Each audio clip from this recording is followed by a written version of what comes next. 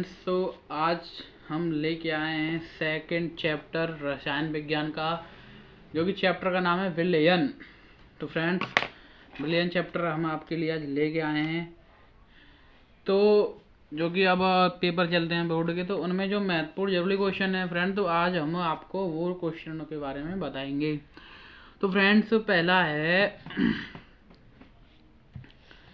निम्नलिखित में से किसका पराशरण दाब सबसे कम होता है। तो ऑप्शन दे रखे हैं, पहला पोटेशियम क्लोराइड, दूसरा है स्वर्ण विलयन, तीसरा है मैग्नीशियम क्लोराइड विलयन, चौथा है एल्युमिनियम फॉस्फेट विलयन। तो फ्रेंड्स, इसका आंसर है स्वर्ण विलयन। तो फ्रेंड्स, स्वर्ण विलयन का दाब सबसे कम होता है। उसी के साथ फ्रेंड्स, अब आता है आपके सामने दूसरा क्वेश्चन। दूसरा क्वेश्चन है, राल्ट का वाष्प दाब अवनमन नियम लिखिए, इसकी सीमाएं भी लिखिए। तो आंसर है, राल्ट के नियम के अनुसार किसी विलयन के वाष्प दाब को अपेक्षिक अवनमन विलेय पदार्थ के मोल प्रभाज के बराबर होता है। तो दोस्तों, साफ सीधी बात है, राल्ट के नियम के अनुसार, यानी राल्ट का जो नियम है उसके अनुसार, मतलब कि राल्ट का नियम क्या कहता है, राल्ट का नियम क्या कहता है, किसी विलयन के वाष्प दाब का अपेक्षिक, यानी किसी विलयन का वाष्प दाब अपेक्षिक अवनमन विलेय पदार्थ के, जो कि विलयन के वाष्प दाब का अपेक्षिक है, अवनमन विलेय पदार्थ के मूल प्रभाज के बराबर होता है। ये मतलब मूल प्रभाज के बराबर होता है, विलेय का वाष्प दाब मूल प्रभाज के बराबर होता है। Friends, formula P minus P S upon P बराबर N/1 N1 प्लस N2। तो फ्रेंड्स, और देखिए और बताते हैं अभी आपको हम इसके बारे में। जहां P तथा PS क्रमशः विलायक तथा विलयन के वाष्प दाब हैं, P और PS विलायक तथा विलयन के वाष्प दाब हैं, P और PS हैं विलायक और विलयन के वाष्प दाब हैं, P और PS। और N तथा N क्रमशः N1 तथा N2 क्रमशः विलेय तथा विलायक के ग्राम अणुओं की संख्या है, यानी P और PS तो विलायक और विलयन के वाष्प दाब हैं, और N1 और N2 विलेय तथा विलायक के ग्राम अणु हैं। तो फ्रेंड्स, इसकी अब सीमाएं हैं। पहली सीमा, राल्ट का नियम तनु विलयनों पर लागू होता है, सांद्र विलयन के नियम से विचलन प्रदर्शित करते हैं। जो राल्ट का नियम वो तनु विलयन से लागू होता है, राल्ट का नियम तनु विलयनों से बनता है, सांद्र विलयन के नियम से विचलन प्रदर्शित करते हैं, यानी इनके नियम से ये विचलन प्रदर्शित करते हैं। सीमाएं सेकंड है फ्रेंड्स, यह नियम केवल अवाष्पशील पदार्थों के विलयनों पर लागू होता है। ये जो नियम है फ्रेंड्स, ये वाष्पशील पदार्थ होते हैं, वाष्प भाप वगैरह होता है, पर ये जो नियम है वो अवाष्पशील पदार्थों के विलयनों पर लागू होता है बस। तीसरा टॉपिक, वैद्युत अपघटयों के विलयनों पर राल्ट नियम लागू नहीं होता है। जो वैद्युत बिजली के जो अपघटक होते हैं उन विलयन पर ये राल्ट का नियम लागू नहीं होता है फ्रेंड्स, यानी जो बिजली के अपघटक होते हैं, जैसे कि बिजली के अपघटक हुए, तो उन पर ये राल्ट नियम लागू नहीं होता है। चौथा फ्रेंड्स, जो पदार्थ विलयनों में संगुणित हो जाते हैं उन पदार्थों के विलयन भी राल्ट के नियम का पालन नहीं करते हैं, यानी जो पदार्थ विलयनों में संगुणित, यानी जो पदार्थ विलयनों में मिल जाते हैं, संग हो जाते हैं, उनके साथ हो जाते हैं, संगुणित मतलब साथ हो जाते हैं, उन पदार्थों के विलयन भी राल्ट के नियम का पालन नहीं करते हैं। जो पदार्थ उसके साथ संगुणित हो जाते हैं तो वो पदार्थ के विलयन भी राल्ट के नियम का पालन नहीं करते हैं। फ्रेंड्स, अब आपका अगला क्वेश्चन आता है। फ्रेंड्स, बताते हैं अगला क्वेश्चन आपका आता है। अब तीसरा क्वेश्चन है, ग्राम अणुक उन्नयन स्थिरांक तथा ग्राम अणुक अवनमन स्थिरांक को परिभाषित कीजिए। यानी ग्राम अणुक अवनमन स्थिरांक क्या है? तो फ्रेंड्स देखते हैं। किसी विलायक के 1000 ग्रामों में किसी अवाष्पशील विलय या वैद्युत उन अपघटय के 1 ग्राम अणु घोलने पर उसके क्वथनांक में जो उन्नयन होता है वह उस विलायक का ग्राम अणुक उन्नयन स्थिरांक कहलाता है। इसे के तथा के बी से व्यक्त करते हैं। यानी फ्रेंड्स देखिए, किसी विलायक के 1000 ग्रामों में कोई विलायक है जिसके 1000 ग्रामों में अवाष्पशील विलय या वैद्युत उनकपटियों के 1 ग्राम अणु घोलने पर उसके क्वथनांक में जो उन्नयन होता है। यानी 1000 ग्रामों के अवाष्पशील विलय में किसी अपघटक का 1 ग्राम घोल क्वथनांक मिलाने पर उन्नयन होता है, वह उस विलायक का ग्राम अणुक उन्नयन होता है स्थिरांक कहलाता है। इसे के तथा के वी से व्यक्त करते हैं। यानी के तथा के वी से इसे प्रदर्शित करते हैं फ्रेंड्स। तो फ्रेंड्स दूसरा आता है आपका अब ग्राम अणुक अवनमन स्थिरांक।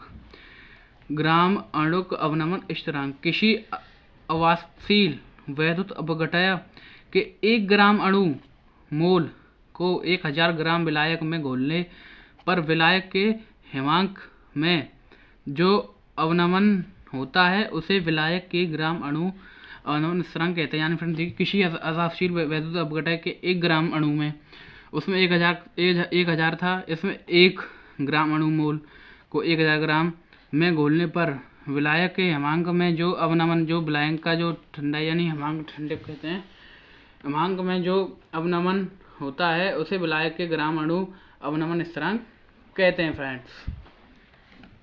तो फ्रेंड्स चौथा क्वेश्चन है आपका पराशरण तथा विशरण क्रिया में विभेद कीजिए। पराशरण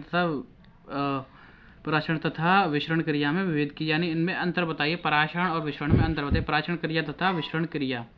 तो फ्रेंड्स अब ये है पराशरण, हमारा इधर वाला पराशरण क्रिया है, ये विशरण क्रिया है।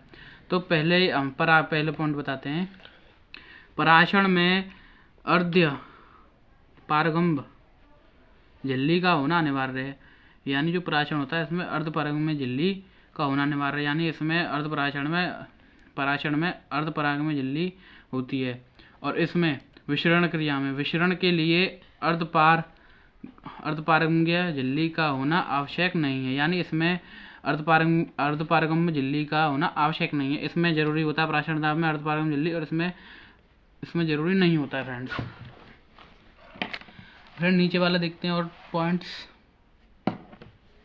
दूसरा पॉइंट है पराशरण में विलायक के कण केवल एक दिशा में विसरित होते हैं। पराशरण में जो विलायक के कण होते हैं वे केवल एक ही दिशा में प्रवाहित होते हैं। यानी एक साइड जैसे हमारी नदी बहती है तो यही पराशरण में विलायक के कण केवल एक दिशा में बहते हैं। और विशरण में विलय तथा विलायक दोनों के कण प्रत्येक दिशा में विसरित होते हैं। यानी उल्टा है, पराशरण में एक साइड बहते हैं और विशरण में एक साइड नहीं बहते हैं।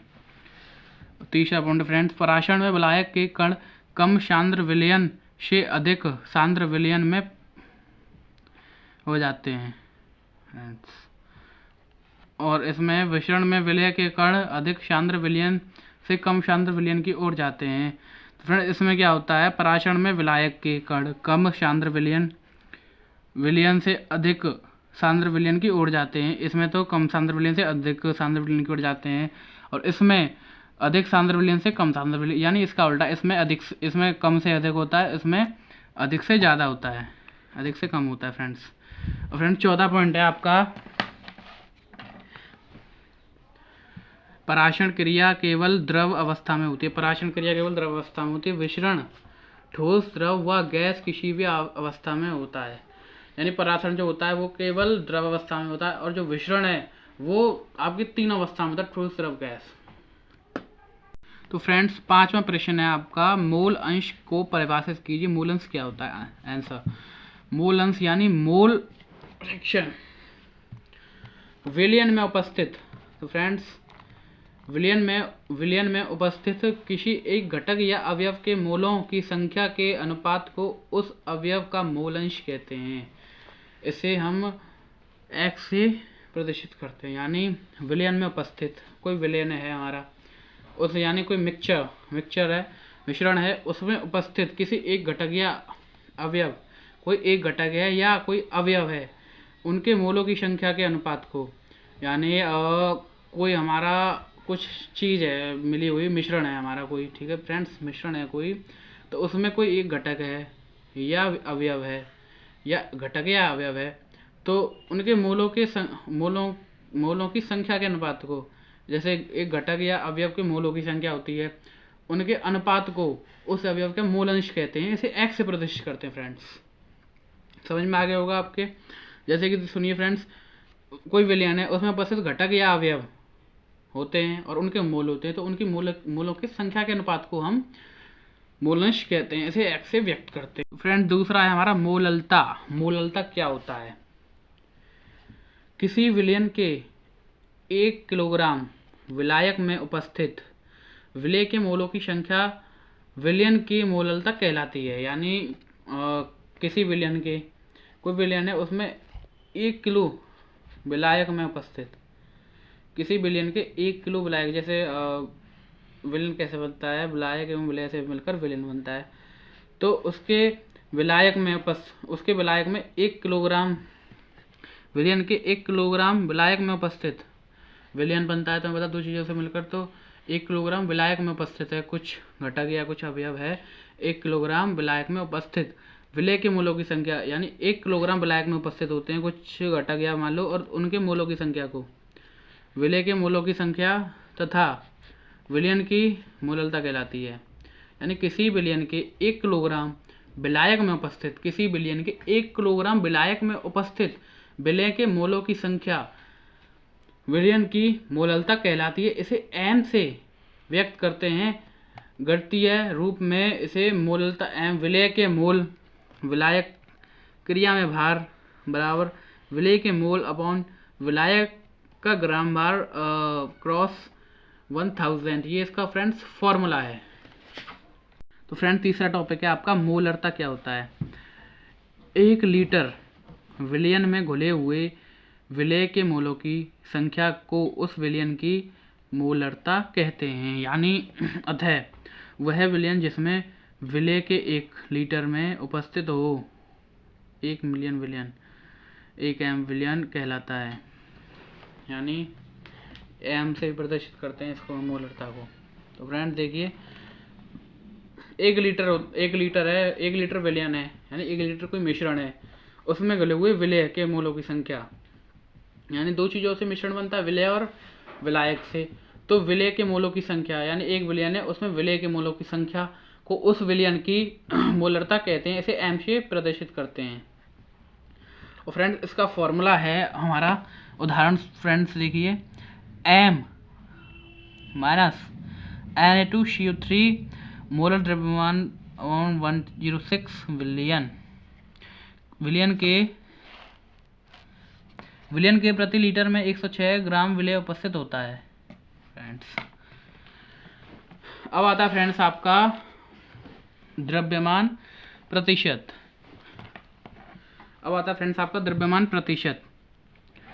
यानी मास प्रेजेंट किसी विलयन में किसी अवयव का द्रव्यमान प्रतिशत विलयन के प्रति लॉग में 100 ग्राम उस अवयव का द्रव्यमान होता है। सॉरी फ्रेंड्स, दोबारा बताता हूँ। किसी विलयन में किसी अवयव का द्रव्यमान प्रतिशत विलयन के प्रति 100 ग्राम में उस अवयव का द्रव्यमान होता है। यही होता है फ्रेंड्स द्रव्यमान प्रतिशत। क्या होता है सुनिए आप। किसी विलयन में किसी अवयव का द्रव्यमान प्रतिशत विलयन के प्रति 100 ग्राम में उस अवयव का द्रव्यमान प्रतिशत होता है। तो यही होता है फ्रेंड्स। यदि विलयन में अवयव A का द्रव्यमान WA तथा अवयव V का द्रव्यमान WV हो, तो A बराबर द्रव्यमान प्रतिशत WA upon WA plus WB cross 100। तो इसी के साथ फ्रेंड्स हमारा सेकंड चैप्टर के जो जरूरी क्वेश्चन है फ्रेंड्स समाप्त होते हैं। तो फ्रेंड्स अगर आप पेपर देने वाले हैं बोर्ड के, तो अगर आप इन क्वेश्चनों को पढ़ते हैं फ्रेंड्स, तो इस चैप्टर में से, अब मैंने फर्स्ट चैप्टर भी लाया था, सेकंड भी, अब थर्ड भी लाऊंगा, तो आपके क्वेश्चन 99% दोस्तों जो मैं क्वेश्चन बता रहा हूँ ये आपके फंसेंगे ही। तो फ्रेंड्स बाय फ्रेंड्स।